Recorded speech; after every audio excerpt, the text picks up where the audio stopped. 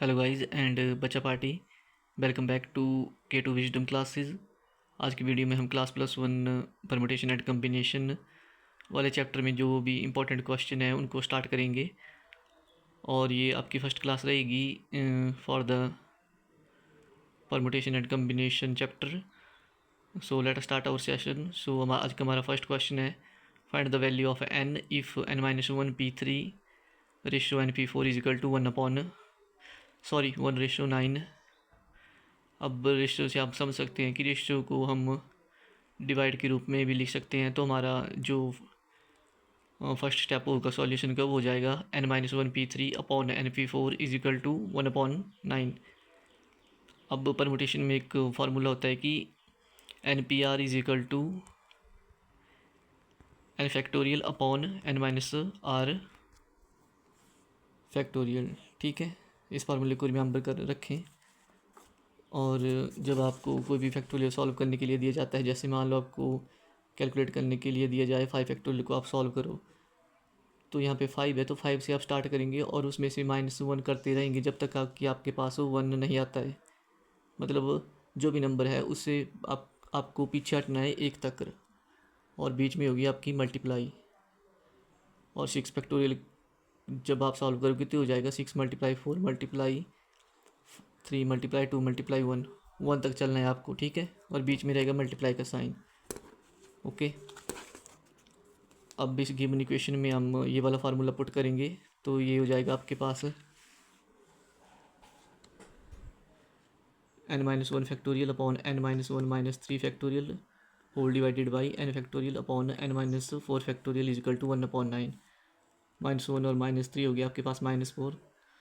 तो अगले वाले स्टेप में हो जाएगा n-1 factorial upon n-4 factorial multiply n-4 factorial upon n factorial is equal to 1/9।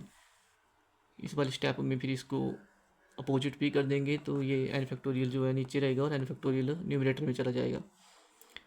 Next step में n-4 फैक्टोरियल से n-4 फैक्टोरियल कैंसिल। ठीक है, और इसके बाद बचेगा आपके पास n-1 फैक्टोरियल। ठीक है, अब यहाँ पे एक बात है कि जब हम कोई भी फैक्टोरियल लिखते हैं किसी भी टर्म का, तो हम उसमें से -1 कम करते रहते हैं। ठीक है, मतलब उसमें से 1 माइनस करना है आपको, डिक्रीजिंग ऑर्डर में लिखते हैं उस चीज़ को फैक्टोरियल के लिए। तो n से पीछे वाली टर्म कौन सी होगी, n-1 n-2। तो यहाँ पे हमें गिवन क्वेश्चन में n-1 दिया गया है तो हम n फैक्टोरियल को हम एक्सपेंड करेंगे तो ये हो जाएगा n into n-1 factorial is equal to 1/9। ये हमने इसलिए किया क्योंकि अब n-1 फैक्टोरियल से n-1 फैक्टोरियल कैंसिल हो जाएगा तो आपके पास बचेगा 1/n is equal to 1/9। Cross multiply करेंगे और n की वैल्यू आ जाएगी हमारे पास 9। ठीक है, so this is important question from permutation and combination. ठीक है, और इसके बाद हमारा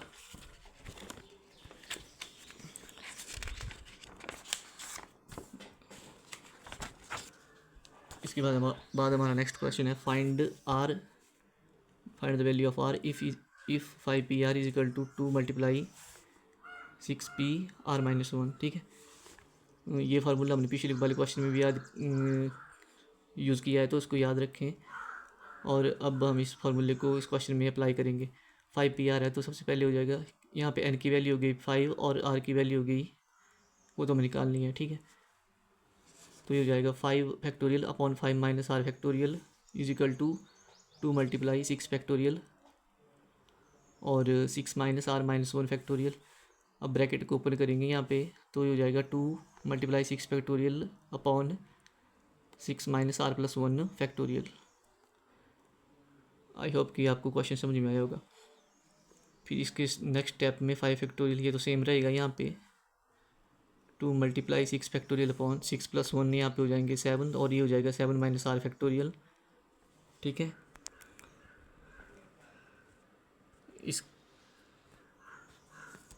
इसके बाद हम 5 फैक्टोरियल, ये हो गया 5 - r फैक्टोरियल 2 × अब हमारे पास यहाँ पे 5 फैक्टोरियल है और यहाँ पे है 6 फैक्टोरियल, तो 6 फैक्टोरियल को हम एक्सपेंड करेंगे तो ये हो जाएगा 6 × 5 factorial upon 7 - r factorial.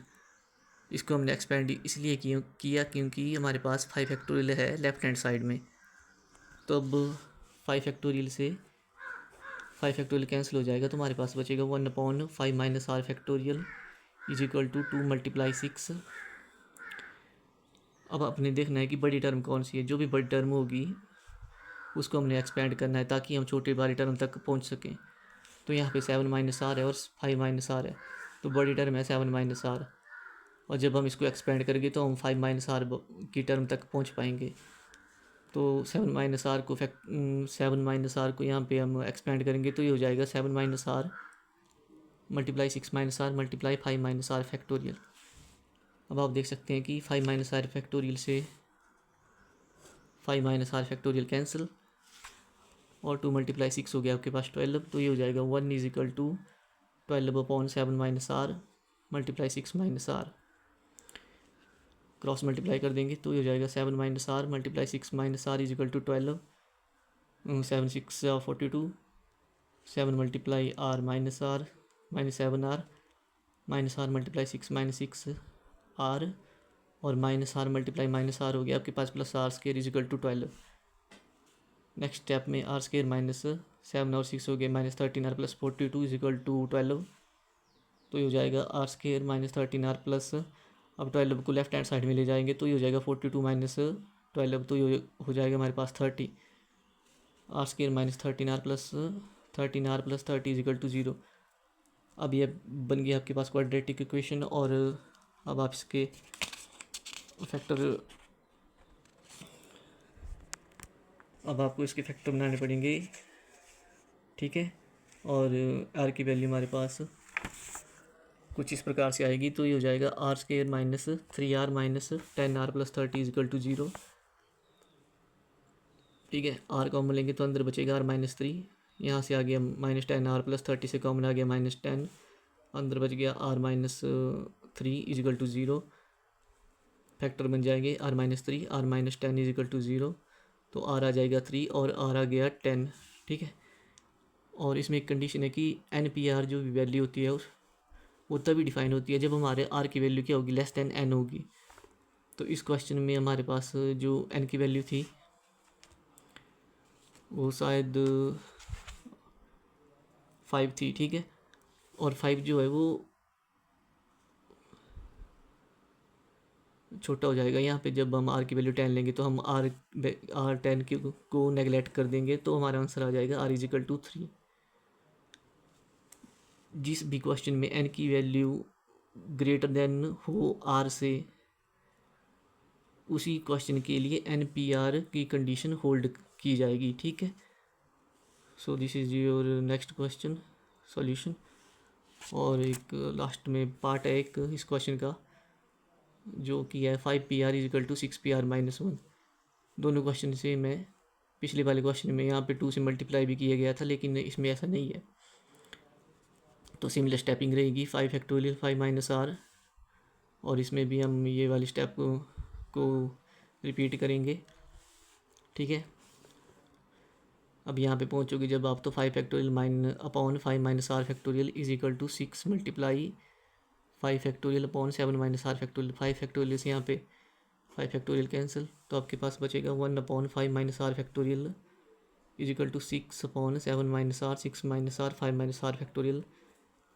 5 minus r factorial से 5 माइनस आर फैक्टोरियल कैंसिल, तो अगले नेक्स्ट स्टेप में हो जाएगा 1 is equal to 6/7 minus r 7 minus r multiply 6 minus are.